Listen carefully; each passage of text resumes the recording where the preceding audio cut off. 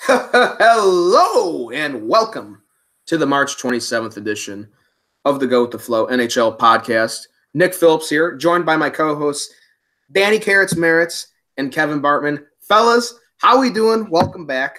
Pretty great. Good to be back again for another week of hockey. Yeah, great to be back. Nick's got a little story to tell us first, so I'm pretty excited to hear it. What do you got, Nick? Yeah, I just want to give a quick shout out. So I'll give the backstory is was actually out of town, Chicago guy here.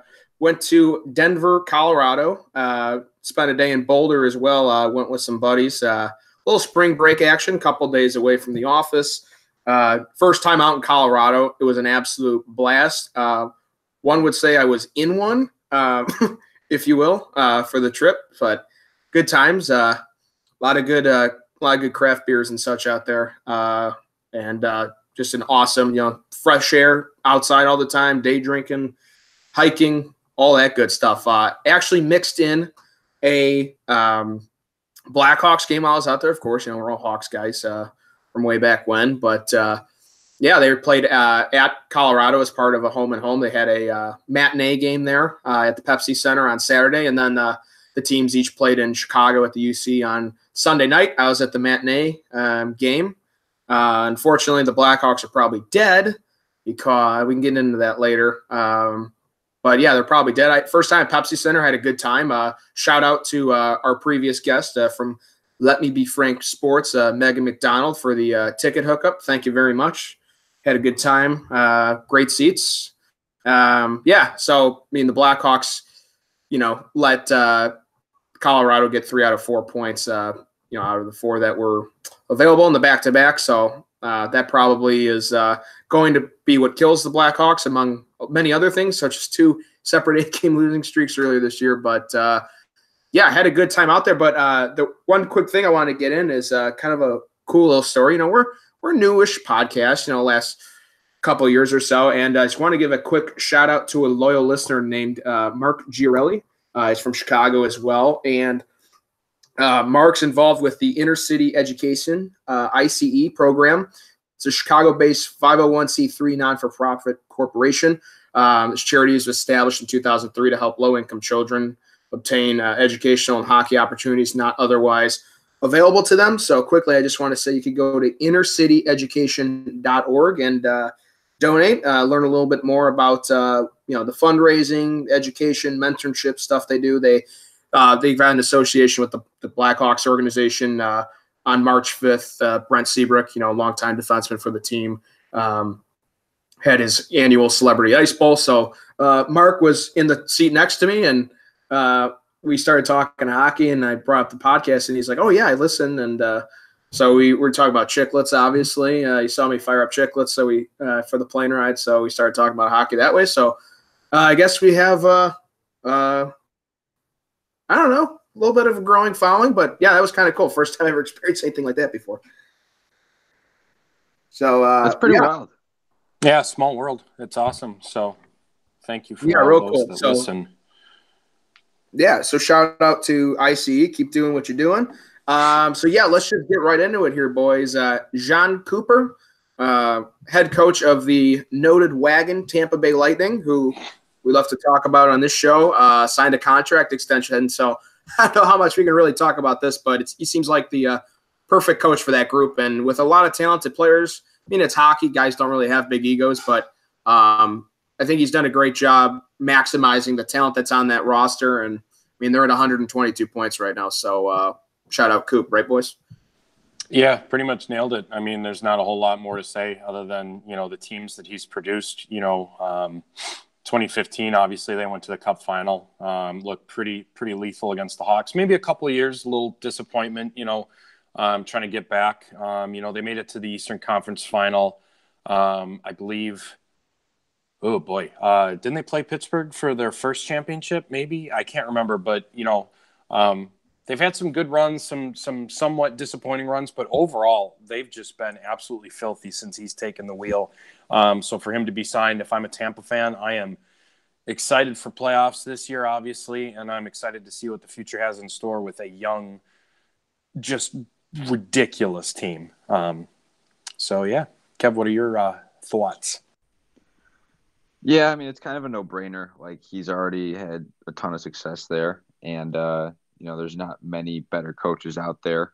Um, I will admit I've had my not doubts, but I've always struggled to figure out how John Cooper has not won a Stanley Cup with this team yet because he's had largely the same roster for a good chunk of years recently, and it's just hard to believe that he has been able to get it done.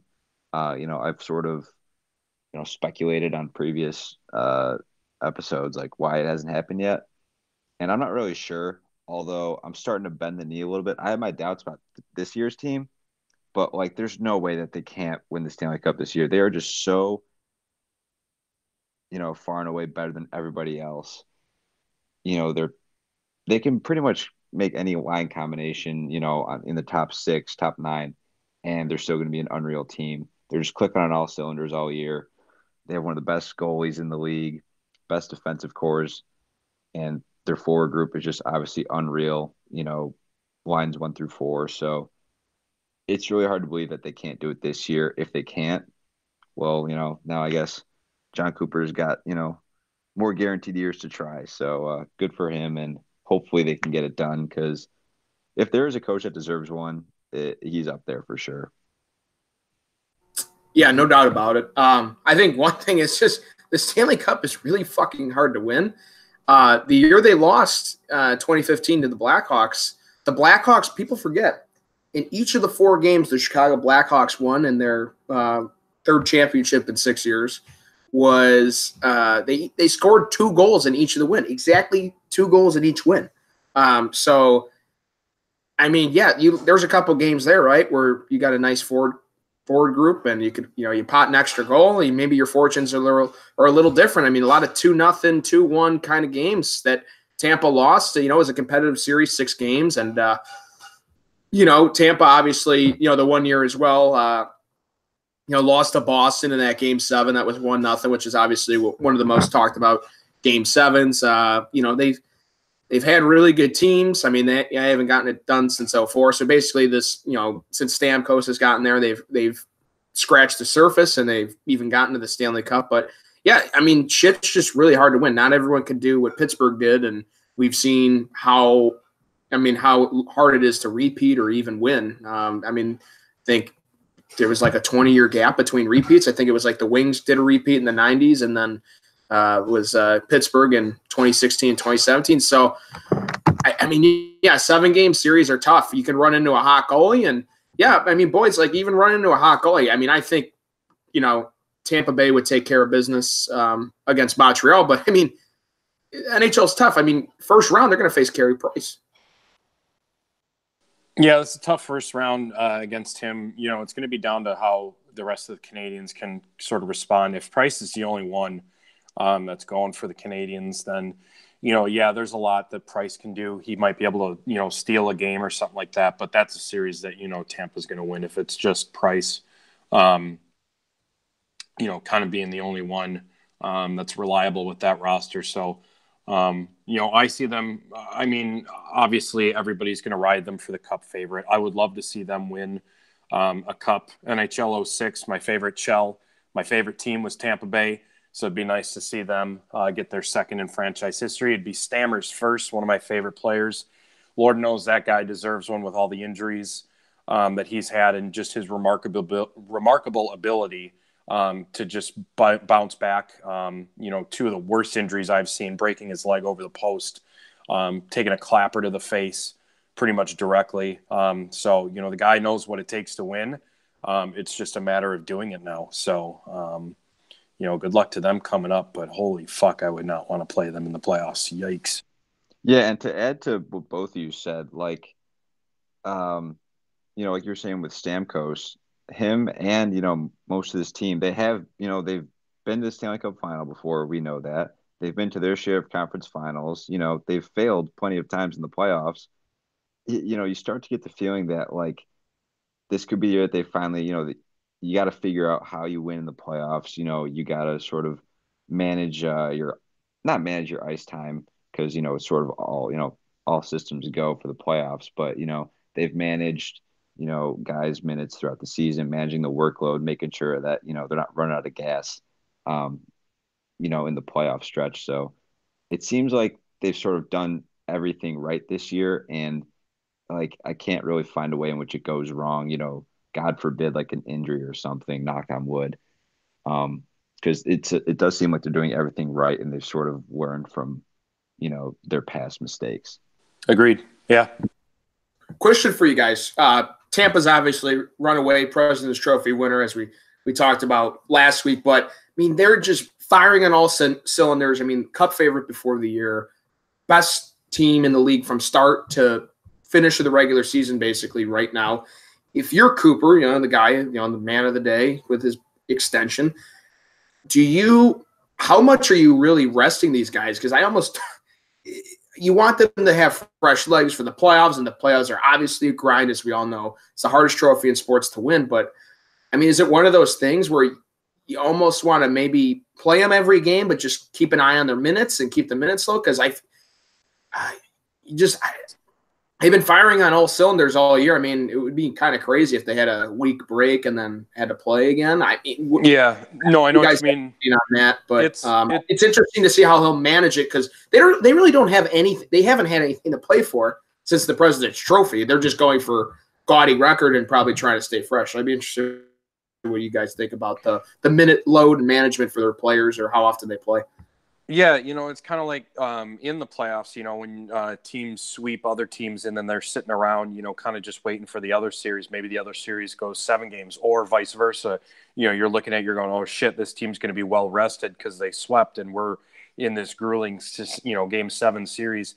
So I think there's a fine line. I think for the most part, guys like Kucherov, Stammer, Hedman, they're not going to be guys that are going, yeah, coach, rest me. They're going to be, Kucherov's the kind of guy that wants to be, the best player in the world at all times. And if he, doesn't score any points in a given night, then it's like the world's come to an end. So I think, they're going to be playing right up until, game 82. I think, yeah, maybe it's just a matter of minutes at this point. Cause obviously, they could go and lose a couple games, no big deal. And it's not like it really matters. Nobody's going to catch them. And, if I'm a Tampa fan, I'm not really too concerned if they lose a lot of games in this back stretch because as Hawks fans, it's something that I just remember with, I believe, at least two of the Hawks Cup finals. They played a bunch of division rivals at the end of the year, and they pretty much lost every game. And so they're going into the playoffs super cold. You think like, oh, shit. Like, are we really ready for the playoffs? Like, we got to play Nashville first round in 2015 and fucking Minnesota first round in 2013. And they ended up going on and being fine. So I think, I don't really think it matters as much as people think. But at the same time, I guess for Cooper, he's just got to manage minutes. Don't have Kucherov out there for, a half hour because you want him to get like 6 points in a game, So there's a fine balance. And I think Cooper's more than well aware. He's been with these guys forever now. So, I think there's just a good enough gel and chemistry between player and coach that, I wouldn't be too worried about stuff like that at this point. Yeah, and that's what probably ties like my view on it all together too. Is Cooper, like I've hashed on it multiple times. This group has been together largely for a number of years now. So you would think, and it is pretty apparent that Cooper now has a good sort of, he knows how these guys tick and, what these guys can and can't do. And, he knows them better than anyone. So it's like, it would make sense that by now he sort of figured out how he can manage their minutes and, sort of keep them fresh, but not overwork them before they start playing the games, that really matter.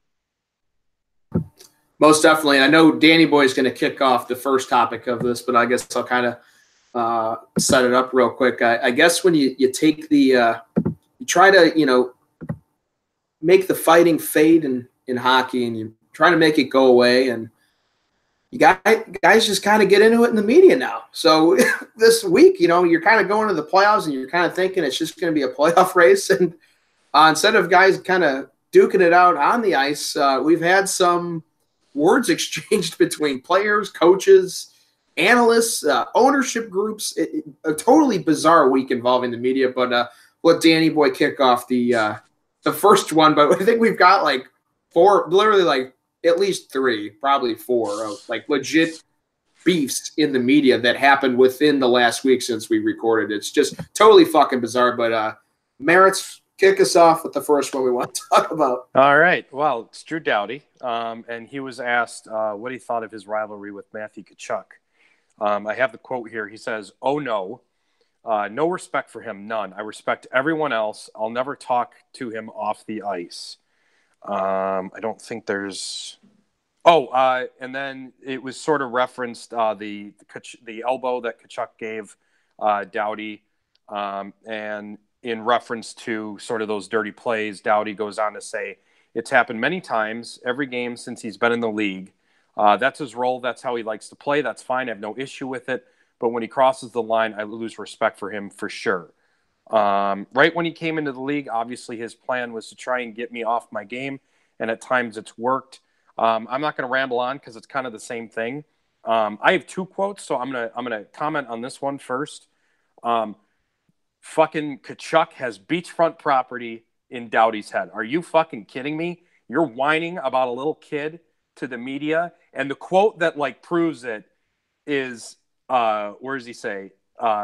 He tries to get me off my game, and at times it's worked, but it works all the fucking time. You're always whining about him, always. Just fucking fight him already. He sounds like the biggest pussy in the league. Tkachuk two-hands him in their most recent game, not like that big, and Doughty winds up, takes a baseball bat swing, kind of shoves him in the face. Neither one of them fight. Can they just fight already? I think the last time Tkachuk, after elbowing Doughty, and he got suspended for it, Doughty didn't even fight him. Tkachuk had to fight someone else to like answer the call for the suspension. So Doughty's just coming off as a huge vag, and it's not over yet, because then for whatever reason, Doughty decided to turn the barrel of his gun on Brent Burns and Peter DeBoer. So the quote for that is, oh shit, where'd it go? I watch the games. I watch how they play. I watch Brent Burns get beat 20 times a game. That's how I base it. All you've got to do is watch one San Jose Sharks game, and you'll see Brent Burns get beat 3 times a game, literally. By the way, he just went from 20 times a game to 3, little odd. And everyone has him lined up for the Norris, and I don't get it. I don't even know like where to start with that one, because I'm sorry, but Brent Burns is one of the best defensemen in the league right now. The dude is ridiculous. He's got 77 points, plus 12 rating, on another team that is poised to make a very deep cup run, and could very well, if things go according to plan for them, meet Tampa Bay in a Stanley Cup final. So Doughty kind of shat on Brent Burns, and then he flipped it, and he said, "I've got tons of respect for Gio," as in Mark Giordano, who's having himself a career year. Plays the game both ends of the ice. Anyway, so it's just weird how he shits on one, and then he praises the other. And then in response to that, Peter DeBoer, head coach of the San Jose Sharks, said, "I think guys should just stick to commenting on their own games. For me, that's where everybody is in this. That's where everybody in this league's focus should lie." And Brent Burns didn't really respond to it at all. He just sort of said he can say whatever he wants. It's his opinion kind of a thing. Like, I'm not going to let it affect me. So I don't know what it is with Doughty. Maybe it's just the shit year that they're having. But I don't remember him being a huge whiner. I remember him being on 2 Stanley Cup teams where he didn't give a fuck who you were, and he'd beat the shit out of you in the corner, get the puck. And, or making the fucking Olympic team at 20 years old. Yeah. I don't know where this has gotten out of hand. Just shitting on everybody. But him crying to the media specifically about Tkachuk is exactly what Tkachuk wants. Like, you're letting him win because he's in your head. You're always talking about him. You're, slashing him on the ice, all this shit. Anyway, fucking, I've talked enough. Kev, go ahead. Dude, I warned you about this, Drew. It's exactly what you said, Dan. He's so pissed off. He's salty that he signed this 8-year deal, this, $88 million, and he's stuck in L. I mean, LA is pretty awesome, but he's stuck on a shit team that's going to be shitty for the rest of his time there. and there's nothing you can do about it. I don't know why he's like so. I mean, he has legitimate beef with Kachuk because like they've there's actual history there. They've gotten into it in games before. I don't know why he started throwing shade at Brent Burns. Like Brent Burns is, from what I feel like I know, he seems like a really nice dude, good hockey player. I don't know why you have to throw shit at him. So like, I mean, he just comes off as salty and like he's pissed off that he's in this shitty situation right now, and like no one really cares about his team anymore. No one cares about him. He's having a bad year. So like, I don't know. I don't know if he's just trying to stay relevant right now or like, I don't really know. It's just like, it doesn't really seem like something he would do going into this year. He seems like he's obviously a respected player, really good, but like, he just seems like a little brat, and it's an awful look, quite honestly. It's almost like a cry for help in a way. Yeah. Like the amount of complaining. Like you said, Dan, like Matthew Tkachuk is what, 22? Like he's just a young kid, and like he's got so much, real estate in this, veteran's head. Like that's just an awful look. Like you got to be the guy that's like, oh, I'm bigger than this, whatever, fuck that kid. But like now you're just complaining about him, and terrible. I wish he would just drop the gloves and fight. Like I know Doughty's like I can't remember the last time Doughty got into a fight, but I know Doughty's actually tough. I know he's tough. I've seen it. But I just wish he would drop the gloves once and for all. Just fucking end this. But this is funny because was it early this year or was it like toward the end of last year where whatchamacallit, Tkachuk like was literally going out of his way to take huge runs at Doughty, and Doughty did nothing to defend himself. I mean, the guy was just like a chicken with his head cut off, just taking runs at guys. Yeah, I think Tkachuk knew at that point that he had starting to get, under Doughty's skin. Yeah, and if he wasn't blowing, going to do something that night, what the fuck's going to make him fight now? Because the guy was literally going. I'm not trying to say it was dirty and he was like going for his head or anything, but dude, like he fucking went after Doughty was like, trying to lay him out. Like, dude, he would skate right up into his grill like during warm-ups and shit. Like when he's stretching out, like he's asking for it. That's why I thought they would fight in their latest game. Now the Kings won that game 3-0. So I mean that's a pretty good showing. It's one of these things for Doughty and the Kings. Doughty, I mean, admittedly, Doughty's a star player. His plus minus is not very good because he's on that absolute shit stain of a team that is the LA Kings this year. Just an abysmal squad, if I say so myself. But it's one of those things where I think in the very beginning of Tkachuk's career, he was just kind of that pest, obviously skilled, first-round pick and all that good stuff, just like his brother. But maybe it's one of those things where Doughty's like, well, it's Matthew Tkachuk. He's not worthy of me breaking my hand on his fucking visor or something, or he's not even worth it. But as we've seen with pretty much the entire Calgary forward group this year, like, Tkachuk's really blossomed into a very good top 6 player. So, I mean, I'm not going to say that Matthew Tkachuk's at Drew Doughty's level as far as like eliteness or how good they are at hockey. No, but he's the next Brad Marchand for sure. Yeah, it's like it's not like a fourth line plug who's going to score 3 goals and have 10 points. Yeah. It's not some unskilled asshole just out there to break, wrists and necks for the sake of breaking wrists and necks. And that's why I thought this last game they for sure were going to fight because of the exchange that the two had. Tkachuk already knows that he's getting under Doughty's skin, so he gives him a tap on the ankle, and Doughty comes in and just whacks him. And I'm like, okay, let's go, finally. And it still didn't happen. And I know the refs stepped in a little quickly. That's kind of the MO nowadays. The refs sort of step in, at a moment's notice. But God, I just wish. And it won't happen in the playoffs. Bettman, the league's not going to let fighting in the playoffs. Yeah. So I wish they would just even just like a wrestling match where they can't even like get their gloves off all the way and they're just going at it and they're trying to control for who's going to take, just something like that. Like quit talking to the media, quit hacking each other's shin guards.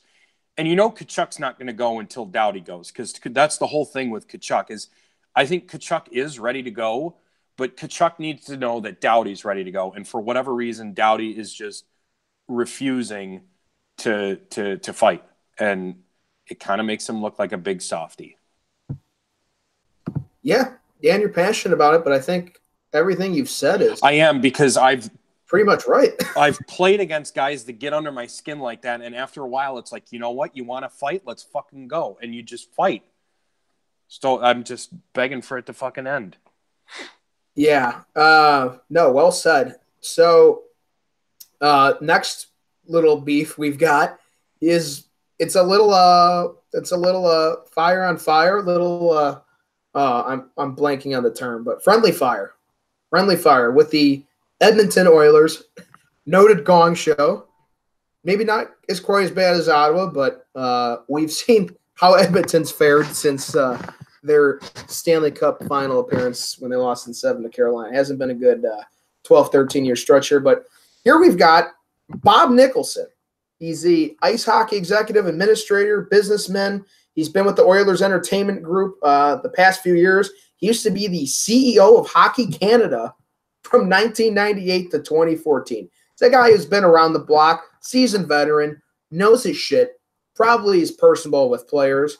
Wrong. Nope. Friendly fire on Toby Reeder. Now, Kevin, do you have the stat, or Dan? Either of you guys, Toby Reeder's at 0 goals through how many games this year? It's like 50? 70 something, yeah. I mean, it's not a good look having a big goose head. It's like that when Riley Sheehan went almost the whole year without the goal the one year. Yeah, so the Oilers on March 21st, so I believe that would be last Thursday, they had a season ticket holder breakfast, wow. Yeah, let's have breakfast with our disgruntled fans and have them grill us. I bet you that was a real fun event for everyone up there in the Great White North. But so this is absolutely fucking ruthless by Nicholson. This is what he said at the season ticket holder breakfast. Let's cut to the chase. Toby Reeder will not be signed by the Edmonton Oilers at the end of this year. Toby Reeder was a player that other teams wanted. He came here for 1 year because he wanted to play with Leon Draisaitl, who he plays on with the German national team. He thought if he wasn't playing with Leon, he'd be playing with Connor. He'd score 15, 16 goals. And instead of making $2 million, he signed for a 4-year deal extension at $3.5 million. Toby Reeder hasn't scored a goal. Toby Reeder has missed so many breakaways. If Toby Reeder would have scored 10 or 12 goals, we'd probably be in the playoffs. Now, Toby Reeder has since responded and said, I'm not essentially happy with my personal performance, but I'm disappointed that, Nicholson would come out and basically throw me under the bus to the media. And, man, I've never seen a guy come out who's in this high of a position just say we're straight up not going to retain the player. We don't want him anymore. He's the sole reason we're not making the playoffs. And, I mean, you can look at so many things that have happened to the Edmonton Oilers the last 12 to 13 years as to why they're not making the playoffs. Maybe that you traded Taylor Hall for Adam Larson. Maybe it'd be nice to have him on left wing this year. Maybe that you traded Eberle for fucking Strome, who's not even on the team anymore. Maybe if you didn't trade fucking Nail Yakupov. Maybe if you actually had a number one defenseman after Chris Pronger ditched you guys to go to Anaheim. They don't have a number one D. They let Peter Chiarelli sign Koskinen 3 days before they shit canned him. I mean, Toby Reeder's having an awful season, and he's going to be lucky as fuck if he gets an NHL contract next year. I mean, he's had some respectable years, and I don't think Toby Reeder's a guy that anyone thinks is a top 6 guy or anything, but he's also a guy that everyone who follows the game closely pretty much knows, and probably, would be pretty shocked to know he's at like 60 games or whatever it is without a goal. But to put all this on Toby Reeder is this guy is a fucking ass clown. Like, this is just, to put it on, really? McDavid and Draisaitl have no help. That team has no defense. They have no goaltending. And you think 10 or 12 goals from this guy gets you to the playoffs? Really? Kevin, I don't know if you got any thoughts on this, but I think this guy's a certified ass clown, if you ask me. Yeah, that's the one thing that sticks out to me. It's like, yeah, I'm sure the 10 or 12 goals will definitely put you up, like 8 more wins or so. Like, that's just an asinine comment, first of all. Also, like, that's just, I mean, I get hockey's, a little more intense and like they're a little more they're not in your face about it in Canada. It's quite the opposite, rather. But like that's just sort of a dumb thing to say about someone on, the team you support. Like, I mean, I Yeah, don't. great, I've great had way to someone. get free agents. It's already hard enough to get guys to sign in Edmonton. Yeah, that's a good point. You're actively making people as if they don't want to play there already. Like it's sort of like, oh, if you don't perform here, like even guys from your organization are going to start publicly shitting on you. So like, why would you want to go there? Sans Connor McDavid. Yeah, and he actually apologized to Reader before he even knew what was said, which is kind of the funny thing, I think, if I'm not mistaken. But That's either correct. way, And Reader like kind of brushed it off and was like, yeah, he was like, "Oh, it's fine, whatever," not knowing that he basically had laid down and his GM took a huge shit all over his chest. "Yeah, hack your shit, buddy. You're not playing here." Yeah, again. and so said he's not retained. yeah, That's so ridiculous. to blame it on one person is just horrendous. It's horribly unprofessional. You guys have like one guy, and it's Tobias Reader. Yeah. No offense to Tobias Reader, but he is not the make or break for any NHL. No. I mean, how about Milan Lucic? That guy had some really successful years with the Bruins, won a cup with them. Dude's only got, I just looked it up. Did it say 5? Where'd it go? He's only got 5 goals. Like, what about him? I mean, he could score 10 to 12 goals and turn it around. So to say that it's just one, just because, and the only reason why he's saying it's Reader is because the poor guy's got a fat goose egg in terms of goals just sitting there. Like, it just glares at you, the big 0. But it's fucking everybody. And just, I hope that he's able, well, obviously, if I'm Reader, I'm like, fuck you guys. I'm not playing in Edmonton anymore. And I hope somehow he gets signed by some other team, that maybe is struggling a little bit and needs some help and can sign him for cheap. I would love to see him make an NHL team, do decently well, and then every time they fucking play the Oilers, whatever team is on, shove it up his ass. Just fucking bury like a hat trick or something. And then do an Andrew Ference and flip off the press box. Oh, I would fucking love it. That's just such a shitty thing to do. And the guy's already. That's funny you bring him up. He shit all over. Yeah, he did too, actually. Holy fuck, I forgot about that. But just to shit on, I mean, the guy's already struggling enough. And I've been there where you struggle in seasons. Trust me, there is no one that's beating him up more than himself for not having a goal.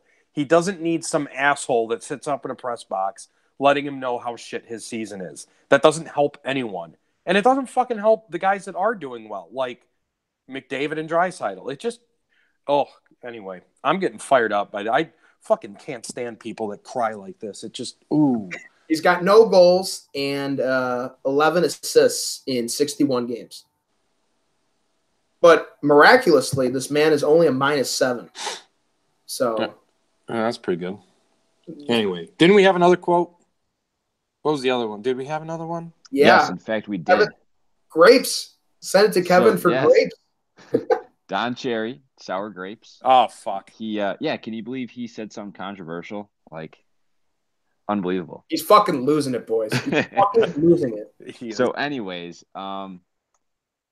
he was reacting to an Evgeny Kuznetsov overtime. Was it an overtime winner or? Not to split hairs, but they tied a game with the goalie pulled against Tampa, and he did the bird flap. The Sally he does for his daughter that he started last year. Yeah, exactly. So, in reaction to that, on his show Coach's Corner, I don't really want to say the quote because it's not really English. It's just like gibberish. But he called him a jerk. He said like, "Oh, you're inspiring the other team." Don Cherry pretty much just hates anyone that's not like from some small town in Canada. So he basically just calling him a jerk, saying other teams don't do that. And in response to that, Evgeny Kuznetsov said, "The way Cherry talks, it doesn't make him look good, right? If he thinks he's good, he should check his record when he was coaching in the CHL, and that's it. He should shut his mouth." I love the fire back. Mic drop right there. Yeah, I love that.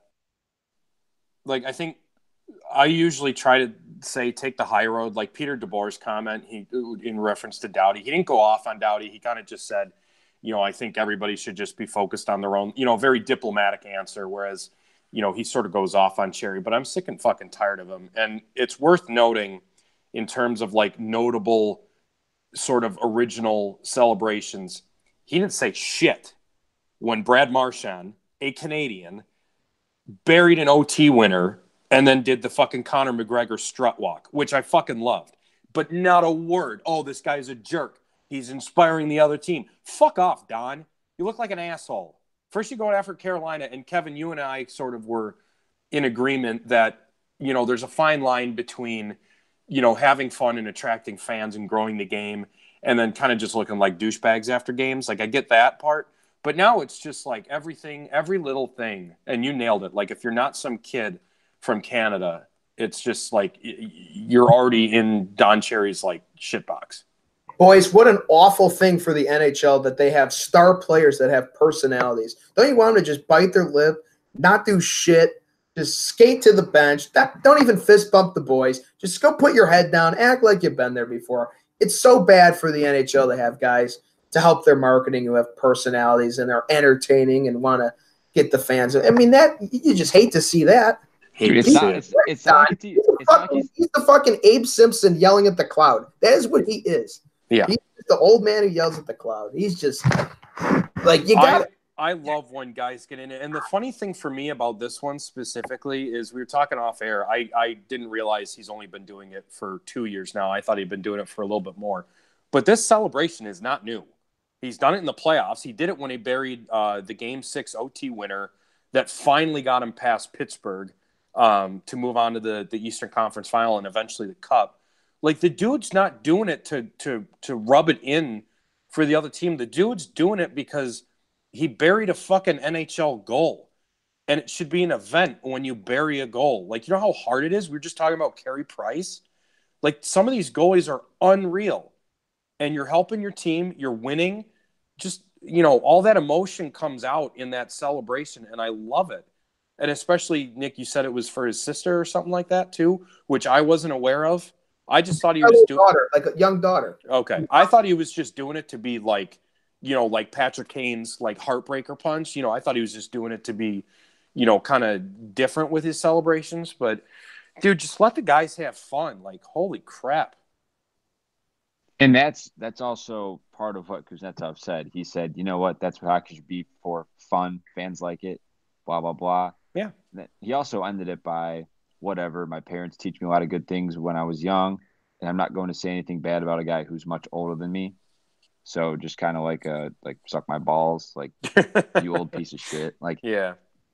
The thing is, Don Cherry, like, pretty much the last year or so, he's just like starting to sour on everyone. Yeah. I guess unironically, but like before, he's just sort of known as like this. He's a hockey figure for a long time. He says really weird stuff, but like he's lovable because he's just weird and like not very controversial. He wears the goofy suits.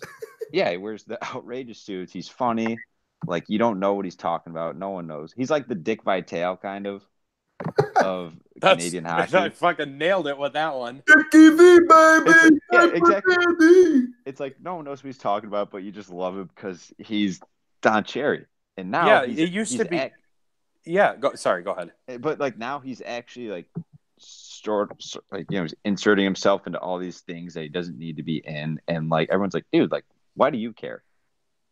Yeah, it used to be Coach's Corner. It used to be, and I guess it still is. It just depends on whether or not he decides to wake up on the wrong side of the bed in the morning, which it's seeming like it's happening a lot more often. But I would watch Coach's Corner with my dad all the time. If I was back home from school or when I was playing juniors, or whatever, and those were so enjoyable because he's such a nutcase, when he explains things so ridiculously that it made it enjoyable. And now it's just like, dude, what are you doing? It's bad. Yeah. What a wild week. You know what I mean? Like, just, this is all happening. It should be about the teams on the ice. We got depending on what team you are, you got 5 to 7 games left. and we're talking about Don Cherry, Drew Doughty, who's on an irrelevant ass team this year. I mean, gee, Tobias Reeder. I mean, Christ, like you forget the playoffs are in a couple weeks. Yeah. By the way, the Kings are getting shit on 5-1 by the Oilers. So for you, Yeah, you know what happened? for you Edmonton fans that are maybe getting mad at. Well, actually, I don't really see why you could get mad at us. We're just stating facts with the stupid comments. But there you go. You guys are shitting on the Kings. Yeah. Good for you. Nugent Hopkins had he in the first period. Did he really? Nice. Good for him. Good for him. Did. That guy's actually been having a quiet, like somewhat decent year. I was just looking at it. He's third on the team overall. He's got 61 points, 25 goals, 36 assists. I guess if he's got a hat trick, then he's got 64 points now because I don't think this is updated. But I don't know. I got 5 goals so far. I could have more. Yeah, true. So I'm just kidding. Fucking the thing that sucks is like none of these beefs are between like teams that are actually going to be in the playoffs, so like it's not going to carry into the playoffs. Yeah, it's just this shit that's like getting added on at the end of the year that has really no value. That's the real sad thing about the Doughty one, especially, is because the two guys that he shit on are two division rivals, and both of those guys are on teams that are filthy and going to the playoffs, and he's on a team that's just not. And I would love it. I would love it if the Kings were in the playoffs, because that the Kings would face at least one of those two teams, I would think. And it's not going to happen, obviously, this year for him. So got a couple of guys yelling at clouds. Just one's a lot older than the other. Oh, one quick note about the Kings I forgot to mention is tonight in that game that's being played, so he's already taken the ice, Dustin Brown is playing in his 1,111th career game. That's a tough one. All with the LA Kings, which ties Dave Taylor's organizational record. So, he's on pace, obviously. Plays one more game to become the Kings organization's all-time games played leader. Guy who was instrumental in a couple cup runs. Obviously has slowed down in recent years, but quick shout out to a good old American boy, Dustin Brown, on achieving a feat like that, because that many games is quite a feat. Yeah, I didn't know that. That's actually a pretty cool stat. So congrats to him. That's awesome. 1,000 games club and then some, and all with one club. I think that's really awesome when it's all with one team. It's awesome regardless, but when it's all with one team, that's a pretty special feat. So I think that's something that he'll, it won't be a physical award like his 2 cups, but that's going up in the trophy room. Yeah, and rough couple days here for the Islanders. Got blanked 4-0 tonight by Blue Jackets. You hope they don't kind of back into the playoffs. They're looking like they're going to play Pittsburgh, most likely. It's not official, but Washington's up on them right now in the Metro by a point. So, them playing Pittsburgh could be a little bit interesting. And not only that, but John Tavares yesterday, or I guess 2 days ago, depending on when we drop this, 4-goal game for the Leafs. So, very tough scene. If Carolina keeps winning and the Islanders keep losing, they could find themselves playing Washington again with losing that home ice. So you go from the Islanders going from playing Carolina and having home ice because you're the first place team. I'm looking at it right now. I'm just trying to kind of figure it out, to either playing Pittsburgh and not having home ice or playing Washington and not having home ice. That's a tough look. Depending on how these next 5 games go, or 4 games. Well, hey, Kevin, to qualify for the playoffs, I'd say that the Carolina Hurricanes are a slam dunk, if you will. Wouldn't you say?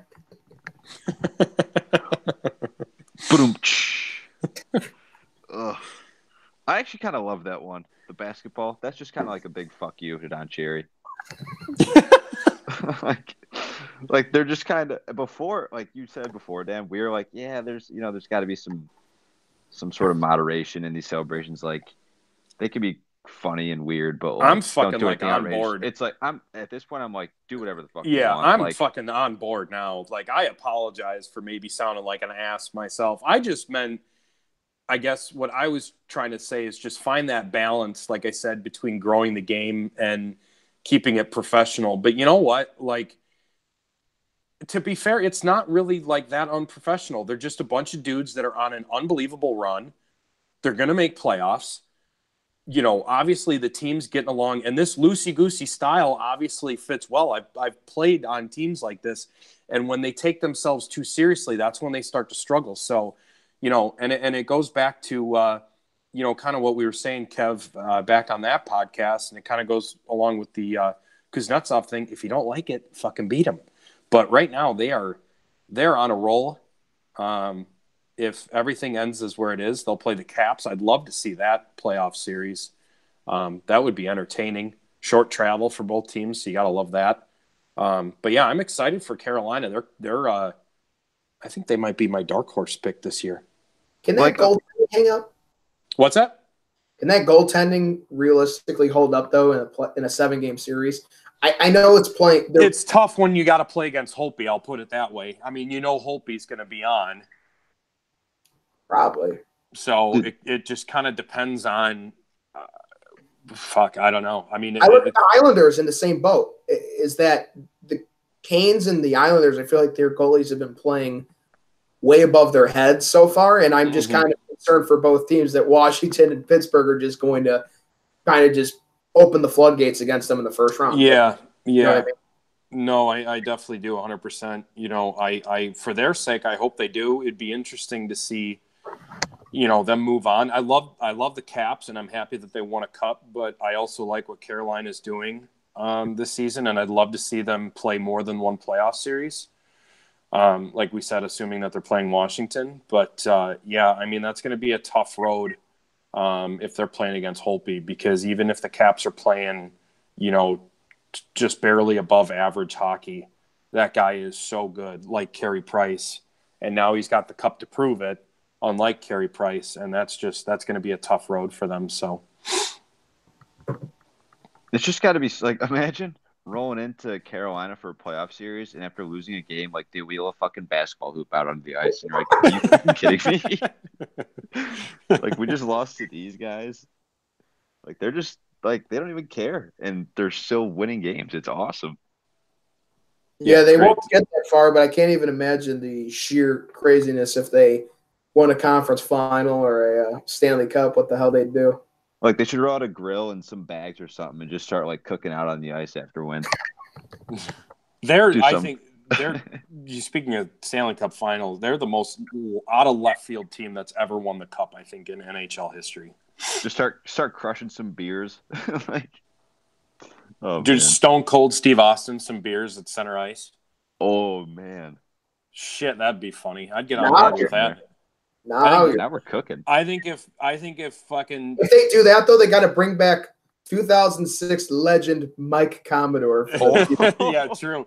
I think if Kami came on the ice and started crushing beers with Tara Vinen, I think Don Cherry'd have a heart attack. They'd just fucking fall over. Well, yeah. Commodore's from Canada, so he might be okay with it. You got to think about that.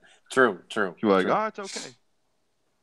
I didn't even think of that Marchand comparison until right before I said it. He didn't say a fucking word about that. Yeah. Well, speaking of old guys in the playoffs, is Bob Cole, he's got to be calling games still, right? For in the playoffs at least, Bob Cole. Like, my favorite Bob Cole quote still is there is this playoff game in Montreal, and there's this huge flurry in front of the net. And, like, there's just all this craziness. I think it was Price. He makes, like, a bunch of saves, and Bob Cole just goes, oh, everything is happening. It's just so old, and he couldn't process it. It was just unbelievable. Everything is happening. It's like Doc's What Chaos, but funnier. Yeah, I honestly think Bob Cole just, like, it was just like is that the gift for like Bob Cole? It was just so funny. Is that the gift for that guy, like, waving his arm saying everything is happening? Is that him or is that someone else? You know what I'm talking about? I don't know. It's just the call. The call he had on the mic was there was this. Yeah, it was like 4 saves in like 10 seconds. Just like everything is happening. Yeah. I want to see more Paul. What's his name? Paul Romanuk. Yeah. Scores. Yeah. Scores. Yeah, well, this is the time of year we miss Dave Strader, one of the best in the biz. Gone too soon, but still have Doc to carry the load, I guess, from the American TV side of it. But miss playoffs are kind of when you start thinking about Straight. He was awesome. I'm sure you guys agree, but Straight was awesome. Anything else we want to comment on? Any other stuff we missed? I think we kind of – it was kind of looking like well, here's the teams that might be going to the playoffs, which are not the Blackhawks. I'm going to put it out there right now. They're not making it. Pretty bold take. But, when your team you're chasing is you're 5 points behind them, and then the last 3 games you played them, you gave them 5 points out of 6, probably not good for your chances. So they had a home and home. Had to beat them twice in regulation, and you know what? They didn't get a point in Denver, and the Avs got one in Chicago. So our Blackhawks, we know we got Chicago listeners. We had to drop that in there, but that Tucky Keith goal, actually, that was pretty sweet. I don't know if we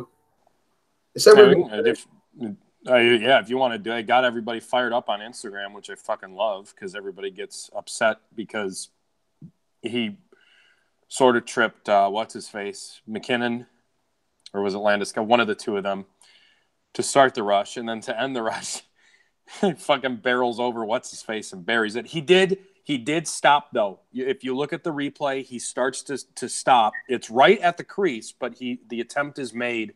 It wasn't a Chris Kreider just dummying Carey Price kind of thing. But yeah, people got a lot. I mean, that was a nice goal. I don't know. I think the puck was in the net by the time he ran. Yeah, that too. Yeah, I mean, anyways. Yeah, the attempt to stop was there. That would have been goaltender, right? I mean, had that not gone in. Yeah, probably. Like that. Yeah, probably. I mean, he was starting to stop, but that was what? They'd really. Yeah, and their power play also stinks right now. Kevin, what was the stat you shared with us the other night? Going into last night's game, so I guess now this is coming out tomorrow, so 2 nights ago, they were 1 for 24 in their last 24 power plays. And I think then after this past game, they're like 2 for 26 maybe. So like what's crazy is the power play, like their power play was so dominant pretty much ever since Colleton came.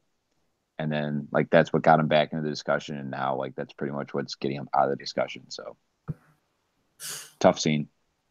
Yeah. Tough look. And scene for the season. That's it. It's probably done. But we'll see. Yeah. Looks like we might get Colorado-Calgary, but we don't want to speculate too much because we'd hate to – one thing I think we all don't want to do is speculate the playoff series too much and get into it and then have the matchups get mixed around. We talked about Toronto and Boston and San Jose, Vegas, because those are pretty much ironclad locks. But last thing we want to see is some musical chairs go on when we just wasted our time and your time. So I think we got I don't know if the playoff – when is the regular season end? I'm trying to just think for our audience if we'll – the next April 6th is when the playoffs end. So we'll probably have one more show drop before the playoff are announced, and then we'll do a little playoff preview special where maybe we'll have to drop one a few days early. Yeah, but it's preview predictions. We'll do something like that. So yeah, it's still a little too close to tell by the time we do our next epi next week because there's going to be more than enough time in those last 3 games to jostle some positions. Yeah, no doubt. So I think for this week's epi, unless Kevin, Dan, you got anything else? I think we're gonna. No, I'm all set. Yeah, we're gonna shut her down for the night, and we appreciate all of you listening. So, boys, have a great rest of your night, great rest of your week, and we'll keep in touch during the week and come back next week. All right. Sounds good, fellas. We'll see you next week. Good. All right. Be well, folks.